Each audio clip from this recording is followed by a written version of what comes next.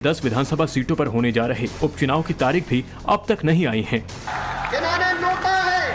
लेकिन जहां योगी आदित्यनाथ लोकसभा का सेटबैक भूलकर आक्रामक शैली अपना चुके हैं, अपने परिवार के सिवाय किसी का कोई हित नहीं किया है, तो वहीं शुरुआत में अयोध्या सांसद अवधेश पासी को अयोध्या का राजा बता देने जैसा कॉन्फिडेंस दिखाने वाले अखिलेश यादव का ज्यादातर समय अब या तो योगी आदित्यनाथ के आक्रामक बयानों का जवाब देने में बीत रहा है या फिर उपचुनाव के पहले कॉन्स्पिरेसी थ्योरीज को सामने रखने में। मंगलवार को उपचुनाव के पहले अखिलेश यादव की पार्टी के विधायक हाजी नासिर कुरैशी और पूर्व विधायक हाजी रिजवान के नेतृत्व में मुरादाबाद के डीएम कार्यालय पर सैकड़ों की भीड़ पहुंची थी। हाथों में तख्तियां लेकर आई इस भीड़ में अधिकतर मुस्लिम पुरुष और महिलाएं थी। इनका आरोप था कि उनका नाम बेजा तौर पर मतदाता सूची से काट दिया गया है। ये जीवित वाले उन्हें तो मरा हुआ दिखा दिया ना। मुझे शादीशुदा दिखाया गया है, मेरी शादी नहीं हुई है, मेरा वोट काट दिया गया, मैं वोट डालती हूँ। बीएलओ ही बोली आपका वोट कट गया है, आपको विवाहित बता गया। मतदाता सूचियों में वोटरों के नाम काटे जाने के अपने पार्टी के इन आरोपों को लेकर अखिलेश यादव ने खुद सीधा मोर्चा खोलने में देरी नहीं लगाई। अखिलेश ने तख्तियों वाली प्रदर्शन की तस्वीरों को पोस्ट करते हुए सोशल मीडिया पर लिखा, यूपी की 10 विधानसभा सीटों के उपचुनाव में अपनी संभावित हार से बचने के लिए बीजेपी एक तरफ मनचाहे तबादले करवा रही है तो दूसरी तरफ जायज मतदाताओं के नाम कटवा रही है। चुनाव आयोग तत्काल इसका संज्ञान ले, साजिशें हार की निशानी होती हैं। विपक्ष कुछ कहता है तो सुनाई नहीं पड़ता है, आपको समझ नहीं पाते हैं आप। अरे ये समस्याएं हैं, इसी को भ्रष्टाचार कहते हैं, इसी को बेईमानी कहते हैं, इसी को वो प्रवृत्ति कहते हैं कि सत्ता पा गए तो सत्ता का उपयोग सिर्फ और सिर्फ सत्ता बनाए रखने के लिए कर रहे हो।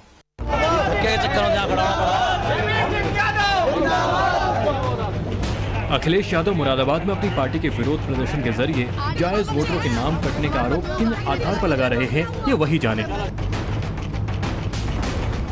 लेकिन जब वो ये आरोप लगा रहे हैं तब सच्चाई ये भी है कि वोटर लिस्ट में वैध दस्तावेजों के आधार पर कोई भी नाम जुड़वा या हटवा सकता है और ये प्रक्रिया ऑनलाइन हो सकती है। अखिलेश यादव जी हर घटना पर राजनीतिक लाभ उठाने के लिए इस प्रकार के वक्तव्य पहले भी देते रहे हैं और अभी भी देते रहे हैं। मुझको लगता है कि इस विषय में चुनाव आयोग अपनी कार्रवाई कर रहा है। सवाल ये भी है कि अगर वाकई वैध दस्तावेजों के आधार पर खुद को मतदाता के तौर पर दर्ज कराना एक सहज और सामान्य प्रक्रिया है, फिर अखिलेश यादव का यह हंगामा क्या झूठ मूठ का है?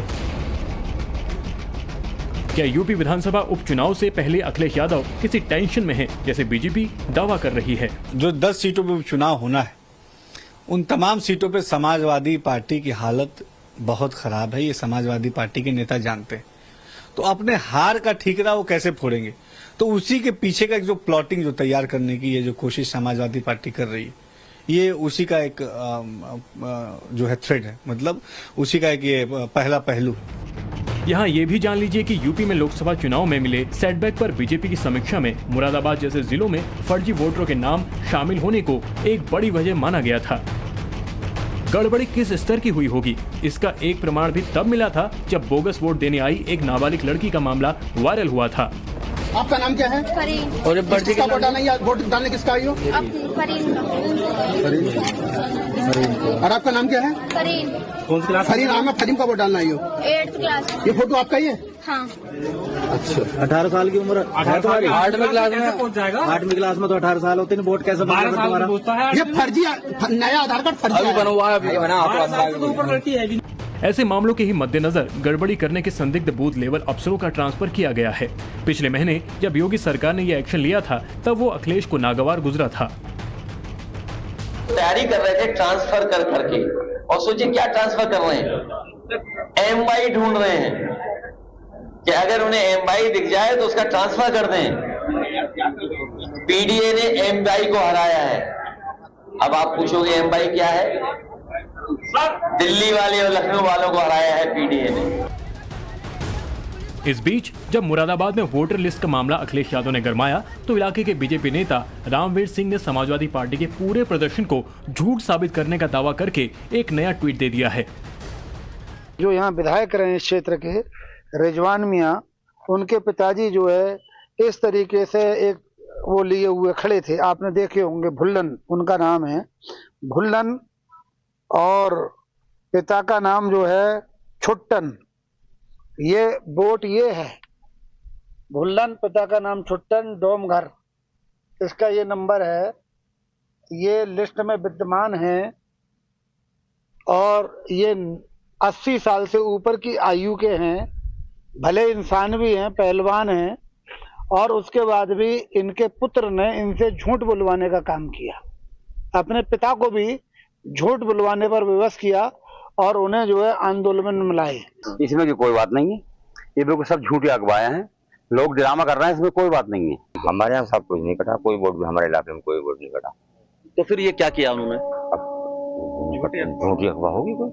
आप कुछ कहना चाह रहे थे? जी, झूठी अफवाह फैला रहे हैं बरवाड़ा खास के ग्राम प्रधान। अच्छा अच्छा, क्या क्या हुआ है अभी ये जो इतना बड़ा प्रदर्शन किया गया?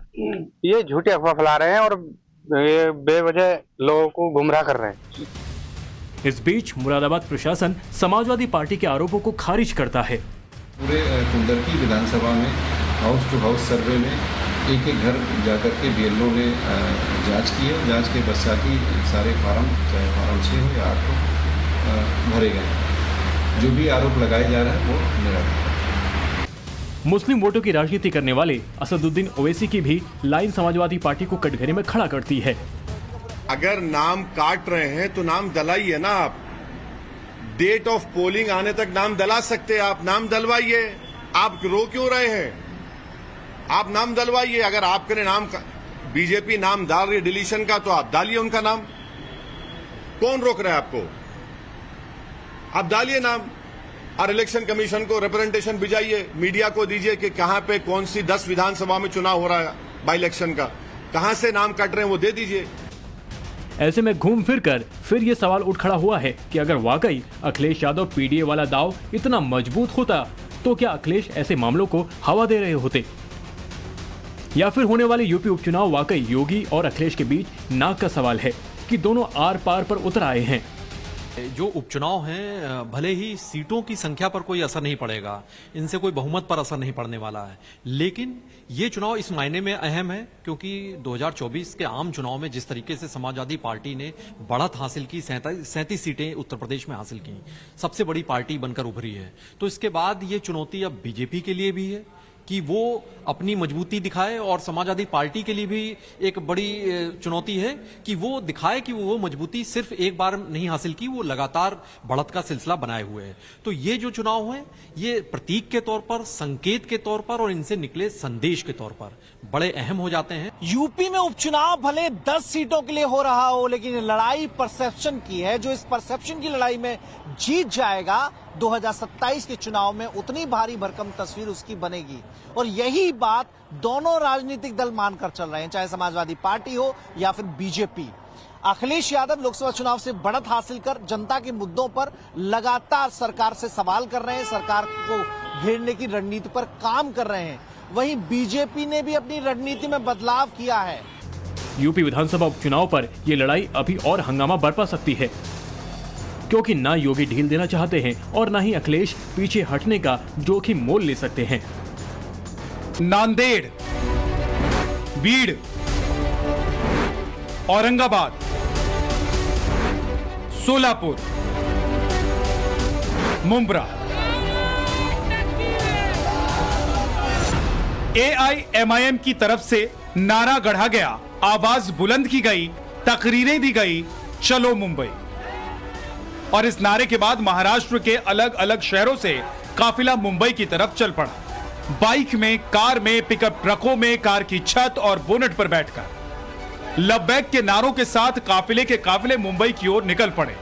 सोशल मीडिया पर आरोप लगे कि रैली में खुलेआम सर तन से जुदा के नारे लगाए गए।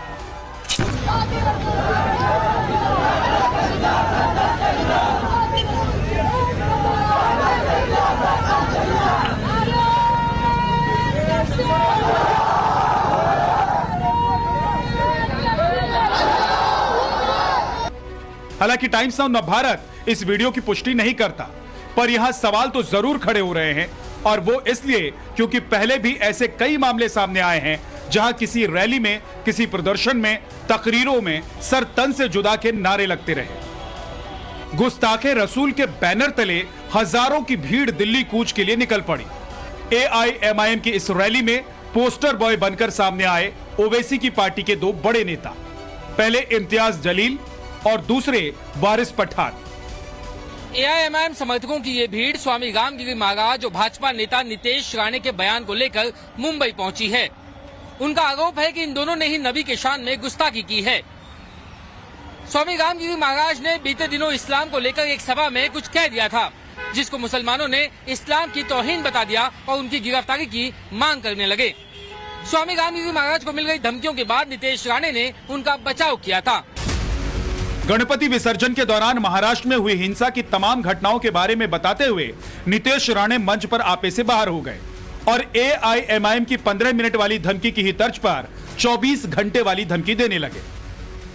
ह्याच्यातले कुठले तर आम्ही सांगतोय, चला या पोलिसांना 1 दिवसाची सुट्टी मी देतो, तुम्ही तुमची ताकद दाखवा आणि हिंदू म्हणून आम्ही आमची ताकद दाखवायला मैदानामध्ये येतो। एआईएमआईएम नितेश राणे और महंत रामगिरी के खिलाफ तो रैलियां कर ही रही है और इसमें कोई शक नहीं कि दोनों ने ही धार्मिक भावनाएं आहत करने का काम किया है। पर मजलिस के नेता पिक एंड चूज की राजनीति क्यों कर रहे हैं? नितेश राणे का बयान विवादित है, इसमें कोई दो राय नहीं। वहीं स्वामी रामगिरी द्वारा ये बयान का कतई ही समर्थन किया नहीं जा सकता, लेकिन ओवैसी या उनकी पार्टी के कोई भी नेता ने मध्य प्रदेश में श्योरपुर में जब गणेश विसर्जन के दौरान मंदिर के बाहर सर तन से जुदा के नारे लिखे गए थे, क्या उसका विरोध किया? नितेश राणे जब मस्जिद में घुसकर मारने वाली भड़काऊ बयानबाजी करते हैं, जब खुल्लम खुल्ला रैलियों से गालियां देते हैं, तो वो खुद अपनी पार्टी को ही बैकफुट पर धकेलने का काम करते हैं। पर क्या ऐसे नेताओं के बयानों को आधार बनाकर सीधे तौर पर प्रधानमंत्री नरेंद्र मोदी को कटघरे में खड़ा करके हिटलर कहना सही है? कोई एक महाराष्ट्र में बोल रहा है कि मस्जिद में घुस के मारूंगा। सुनिए सुनिए, मस्जिद में घुस के मारूंगा। प्राइम मिनिस्टर, क्या कानून उस पर लागू नहीं होगा जो कह रहा है कि मस्जिद में घुस के मारूंगा? क्यों कह रहा है वो? क्योंकि जानता है कि मोदी इख्तिदार पर है, इसीलिए मस्जिद में घुस के मारूंगा। मेरे भाई, इस मुल्क में मुसलमानों के खिलाफ जो नफरत के मुजाहरे किए जा रहे हैं, मैं बार बार कह रहा हूं, ये वही तारीख को दोहराई जा रही है जो हिटलर के जमाने में होती थी। महाराष्ट्र में जल्दी विधानसभा चुनाव होने वाले हैं। इन चुनावों में ओवैसी अपनी पार्टी से तमाम उम्मीदवारों को लड़ाने की तैयारी कर रहे हैं। ऐसे में इतनी बड़ी संख्या में लोगों के हुजूम को इकट्ठा करना क्या सिर्फ संख्या बढ़ाने के लिए है? ओवैसी की इस रैली को उनके चुनावी गुणागणित का हिस्सा क्यों न माना जाए? क्या यह प्लान मुसलमानों को अपने पाले में लाकर एक मुश्त वोट हासिल करने का नहीं है? और अगर ऐसा हुआ तो इससे सबसे ज्यादा नुकसान महाराष्ट्र में किस पक्ष को होगा? मेरे भाई, जागो, मुत्तहिद हो जाओ।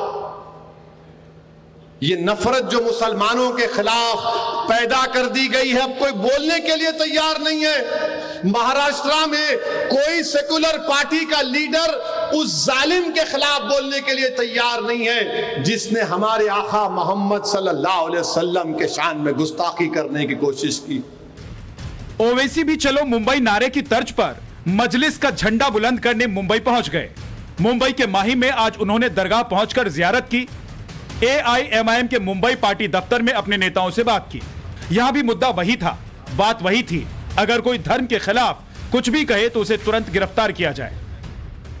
इसके बाद उन्होंने मुंबई के जोगेश्वरी में हजारों की भीड़ को संबोधित किया।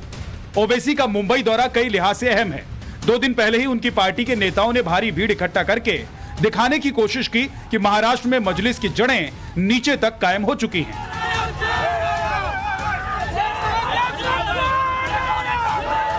एआईएमआईएम महाराष्ट्र के चुनाव में कितने सीटों पर चुनाव लड़ेगी, अभी सीटों का ऐलान होना बाकी है। लेकिन ओवैसी ने औरंगाबाद के पूर्व लोकसभा सांसद इम्तियाज जलील, विधायक मुफ्ती इस्माइल, शाह फारूक अनवर, फारूक शब्दी और रईस लश्करी के नाम का ऐलान कर दिया है, जो आगामी विधानसभा का चुनाव लड़ेंगे। मजलिस दावा कर रही है कि उसे महाराष्ट्र में 15 सीटों पर जीत हासिल होगी। एआईएमआईएम के लिए महाराष्ट्र में इम्तियाज जलील और वारिस पठान बड़े नाम हैं। इनके ही नाम के साथ मजलिस ने चलो मुंबई का जुलूस निकाला, पर जुलूस में हालात बेकाबू हो गए और महाराष्ट्र पुलिस को भीड़ पर लाठी चार्ज करना पड़ा। रैली में शामिल लोग मुंबई जाकर मुख्यमंत्री एकनाथ शिंदे से मिलना चाहते थे। वो सीएम से भाजपा विधायक नितेश राणे और संत रामगिरी महाराज के खिलाफ कार्रवाई की मांग कर रहे थे। ठाणे के आनंद नगर जकात नाके के पास AIMIM कार्यकर्ताओं की पुलिस से बहस हुई, फिर पुलिस ने उन पर लाठियां बरसाई।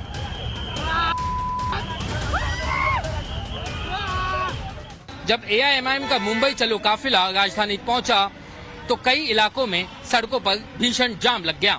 इसके बाद ट्रैफिक की स्थिति बिगड़ गई और लोगों को मुश्किलों का सामना करना पड़ा। पर जुलूस, रैली और मजमा सिर्फ राजनीति के लिए नहीं है। हजारों की भीड़ 15 सीटों पर जीत हासिल करने के लिए नहीं जोड़ी गई है। इसके पीछे सोच कुछ ज्यादा बड़ी है।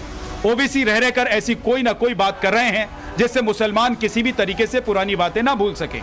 ओबीसी से सवाल पूछा गया कि गणपति विसर्जन पर पत्थर फेंकना क्या सही था। इस पर ओबीसी को 6 दिसंबर और बाबरी मस्जिद याद आ गई।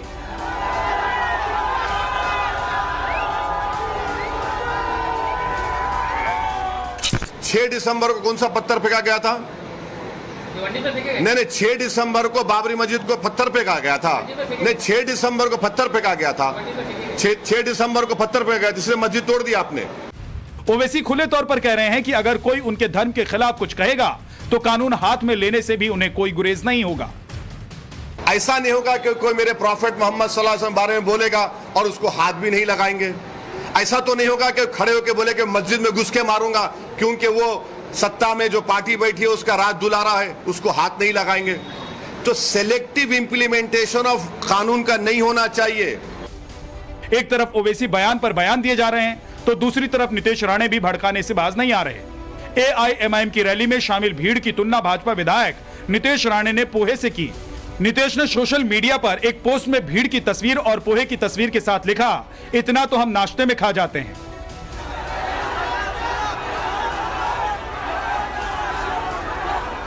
यह सवाल महाराष्ट्र की बीजेपी और महायुति सरकार पर भी बनता है। नितेश राणे के भड़काऊ भाषण के खिलाफ अब तक पार्टी ने उनके खिलाफ कोई एक्शन क्यों नहीं लिया? जब हरियाणा में चुनाव के मद्देनजर बीजेपी एक नहीं दो बार कंगना रनौत के बयान से खुद को बैक ट्रैक करती है, तो महाराष्ट्र चुनाव के मद्देनजर नितेश राणे पर एक्शन लेने से क्यों कतराती दिख रही है?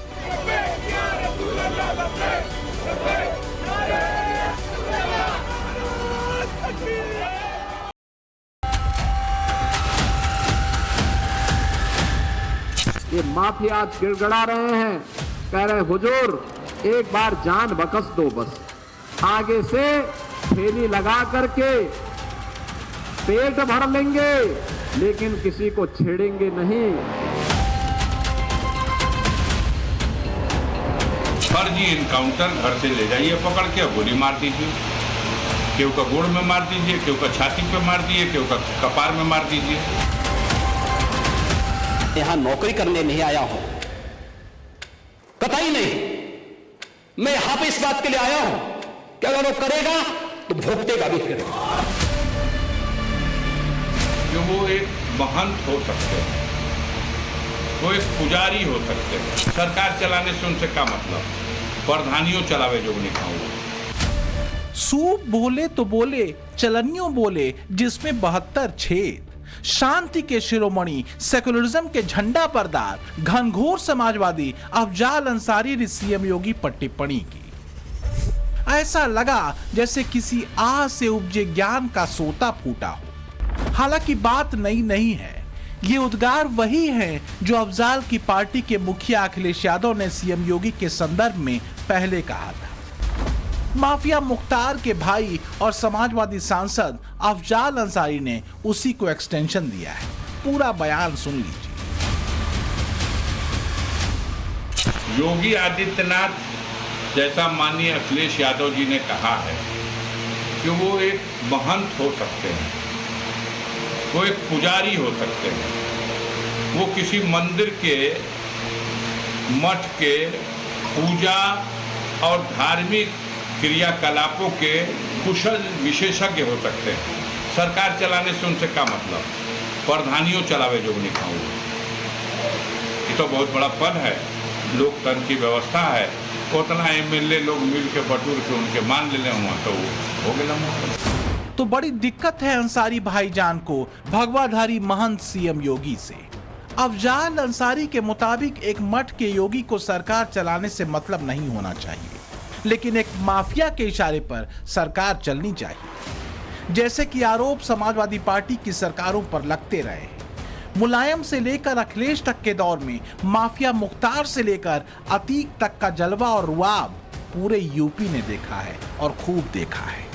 2017 के पहले यही प्रदेश है जहां माफिया समानांतर सरकार चलाते थे। समानांतर सरकार चलाते थे। जब उनका काफला निकलता था तो सामान्य जनप्रतिनिधि सहम जाते थे। प्रशासन उनके सामने सैल्यूट देने के लिए मजबूर होता था और किसी की हिम्मत नहीं होती थी कि इन माफियाओं पर हाथ डाल सके। तो कल और आज का यही फर्क समाजवादियों का अनकहा दर्द बन चुका है। लगता तो यही है। वैसे जिन अफजाल अंसारी के मुखारबिंद से ज्ञान फूटा है, खुद उन पर गैंगस्टर एक्ट में मुकदमा चल रहा है। भाईजान पर सिर्फ 5 केस हैं, जिसमें एक केस गैंगस्टर एक्ट का भी है। तो चाहे अफजाल हो या अखिलेश, दोनों का कष्ट एक है। योगी राज में सख्त कानून व्यवस्था, एनकाउंटर में तेजी, बिना भेदभाव वाला एक्शन और अपराध पर जीरो टॉलरेंस। आज आप देख रहे होंगे ये माफिया आज गिड़गड़ा रहे हैं, कह रहे हुजूर एक बार जान बकस दो बस। आगे से थैली लगा करके पेट भर लेंगे लेकिन किसी को छेड़ेंगे नहीं। यही बदली हुई स्थिति समाजवादियों को क्या बेचैन किए हुए है। अफजाल अंसारी समाजवादी सांसद हैं, गैंगस्टर एक्ट के मामले इनके ऊपर हैं। जब से योगी सरकार उत्तर प्रदेश में आई है तब से वक्त कठिन चल रहा है। अवैध तरीके से कब्जाई गई संपत्तियों पर बुलडोजर चल चुका है। छोटे भाई मुख्तार अंसारी के नाम से चलने वाले एक तरफा माफिया राज के अब खंडहर ही शेष बचे हैं। माफिया मुख्तार खुद 2 गज जमीन के नीचे जा चुका है। 7.5 साल का योगी राज इन्हें कितना साल रहा है कि समझा जा सकता है। माननीय अखिलेश यादव जी ने हमेशा ये कहा है कि किसी का इनकाउंटर पुलिस को करने का कानून में अधिकार नहीं है। फर्जी इनकाउंटर घर से ले जाइए पकड़ के, गोली मार दीजिए, केहू का गोड़ में मार दीजिए, केहू का छाती पे मार दीजिए, केहू का कपार में मार दीजिए। जब आरोप लगने लगा तई कौन केहू ठाकुरों को मार दिया जाओ। आपने जो पहले किया वो भी हत्या थी, और जो यादव की हत्या के बाद ठाकुर की हत्या किया बैलेंस करने के लिए, ये भी हत्या है। दोनों हत्या है और दोनों के लिए जिम्मेदार लोगों के खिलाफ हत्या का मुकदमा दर्ज होना चाहिए। अफजाल अंसारी की बेचैनी समझ पाना मुश्किल नहीं है। बीजेपी आरोप लगाती है कि अपराधियों पर होते ताबड़तोड़ एक्शन ने सबसे ज्यादा गणित समाजवादियों का ही बिगाड़ा हुआ है। योगी सरकार का जो कार्यकाल है ये उन लोगों को पसंद नहीं आएगा जो समाज में अपराध को बढ़ावा देना चाहते हैं, समाज में भ्रष्टाचार को बढ़ावा देना चाहते हैं, जो समाज को जो है विकास के पथ से दूर रखना चाहते हैं। लेकिन हमारी योगी सरकार पूरी तरीके से जनता की उम्मीदों पर खरी उतरी है। जिस उत्तर प्रदेश में समाजवादी पार्टी ने, जिस उत्तर प्रदेश में अपने शासनकाल में लूट, भ्रष्टाचार और अपराध का जिस उत्तर प्रदेश को अड्डा बनाया, उस उत्तर प्रदेश को योगी सरकार ने उन तमाम बुराइयों से निकाल के एक विकास की नई ऊंचाइयों पर पहुंचाने का काम किया। रंगदारी, वसूली और कई हत्याओं के आरोप में जो मुख्तार अंसारी जेल में एड़ियां रगड़कर मरा, उसको समाजवादी पार्टी की सरकार के दौरान किस तरह की शह मिली हुई थी, इसकी बानगी भी सुनिए। कृष्णानंद राय की हत्या के लिए माफिया मुख्तार ने सेना से चुराई गई एक LMG का सौदा किया था, जिसकी रिकवरी एक बहादुर पुलिस अफसर शैलेंद्र सिंह ने की थी। इस मामले में मुख्तार पर प्रिवेंशन ऑफ टेररिज्म एक्ट के तहत केस भी दर्ज हुआ था, पर फिर वही सियासी गठजोड़ सामने आया। मुख्तार को बचाने के लिए तत्कालीन मुलायम सिंह सरकार ने एड़ी चोटी का जोर लगा दिया था। मुख्तार ने मुलायम सिंह से कहा कि चाहे जैसे हो उसका नाम इस मामले से हटाया जाए। मुख्तार ने मुलायम को धमकी दी थी कि अगर उसकी बात नहीं मानी गई तो वो सरकार गिरा देगा। उस वक्त मुलायम सिंह यादव अल्पमत की सरकार चला रहे थे।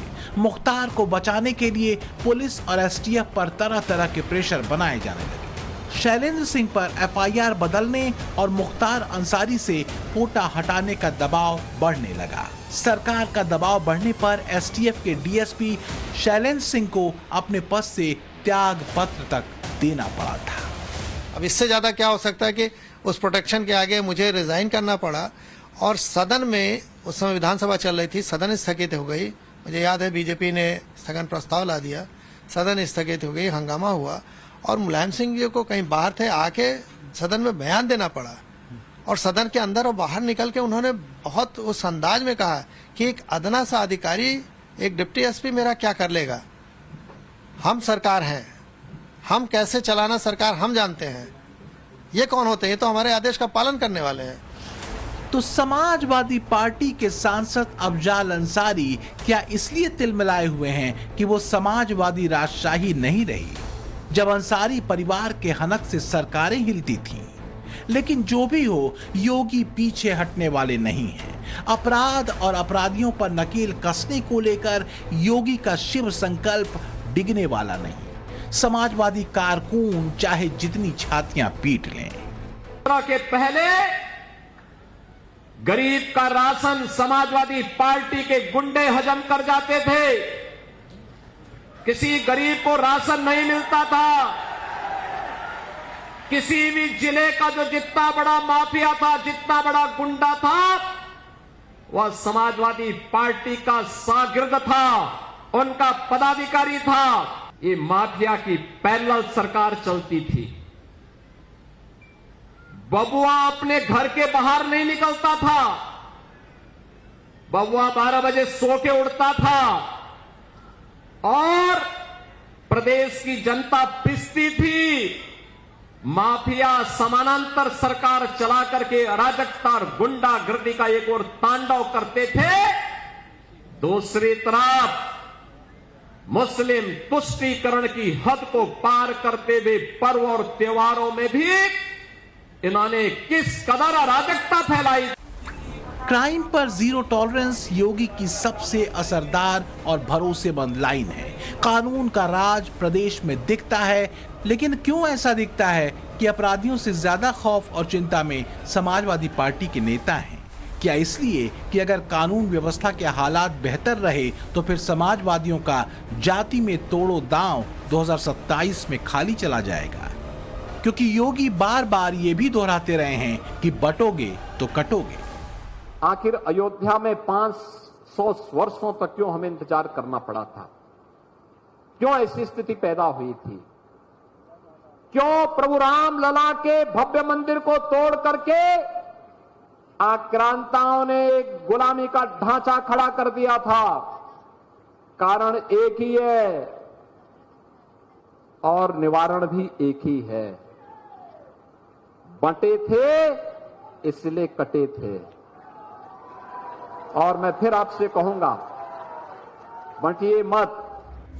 एनसीआरबी की रिपोर्ट के मुताबिक 2022 में योगी राज में हत्या के 3,491 मामले दर्ज हुए। बलवा का आंकड़ा 4,478 था। रेप के 3,690 मामले सामने आए, जबकि रेप की कोशिश के 198 मामले हुए। लूट के 1,975 और डकैती के 80 मामले, जबकि इसके मुकाबले अखिलेश राज का 2016 का आंकड़ा देख लीजिए, जिसमें हत्या के 4,889 मामले सामने आए थे, अपहरण के 15,898, 4,816 रेप के मामले और 1,958 रेप की कोशिश के मामले, जबकि बलवा के 8,018 मामले सामने आए थे, लूट के 4,502 और डकैती के 284 मामले। मठाधीश और माफिया में कोई ज्यादा फर्क नहीं होता है। अगर आप डिक्शनरी उठा के देख लो, भाई डिक्शनरी तो आपको भी उठा के देखनी पड़ेगी। कहते हैं कलयुग का सबसे बड़ा संकेत यही है कि महंत माफिया दिखने लगेगा और माफिया महंत। लेकिन अफजाल की चिंताएं कुछ और भी हैं। मसलन माफिया मुख्तार का बेटा अब्बास अभी भी जेल में बंद है। गैंगस्टर उस पर भी लगा है। अगर सीएम योगी ने 2027 के चुनावों में भी विजयी झंडा गाड़े रखा तो फिर बिखरे अंसारी परिवार का मिलना कम से कम जेल की सलाखों से बाहर तो नहीं ही होगा। अब्बास अंसारी ने जमानत की अर्जी सुप्रीम कोर्ट में लगाई हुई है। हाई कोर्ट ने तो पहले ही कह दिया है कि जमानत का सवाल ही पैदा नहीं होता। इसी महीने अब्बास अंसारी समेत 5 लोगों पर गैंगस्टर एक्ट के तहत केस दर्ज हुआ है। अब्बास के खिलाफ चित्रकूट के करवी थाने में केस दर्ज करवाया गया है। रिपोर्ट के मुताबिक अब्बास का गैंग चित्रकूट में रजिस्टर्ड है, उसके गुर्गे वहां वसूली करते हैं। चित्रकूट की रगौली जेल में बंद रहने के दौरान गैंग चलाकर रंगदारी वसूलने और लोगों को डराने धमकाने के इल्जाम अब्बास अंसारी पर है। तो हुई है वही जो राम रचि राखा। अब अफजाल अंसारी योगी को ग्राम प्रधान की हैसियत का भी न माने तो उनकी मर्जी, लेकिन बीते 7.5 सालों में अपराधियों के 7 कर्म सीएम योगी ने कर दिए। ये बात यूपी वाले बखूबी जानते हैं। जो अपराधी किसी दौर में खुली जीप में बैठकर हथियार लहराते घूमते थे, सरेआम धमकाते थे, उनका पूरा माफिया साम्राज्य लहर चुका है और वो फना हो चुके हैं। यही फर्क पैरामीटर है योगी की पॉलिटिक्स का, जिससे पार पाना फिलहाल समाजवादियों के लिए मुश्किल दिखता है।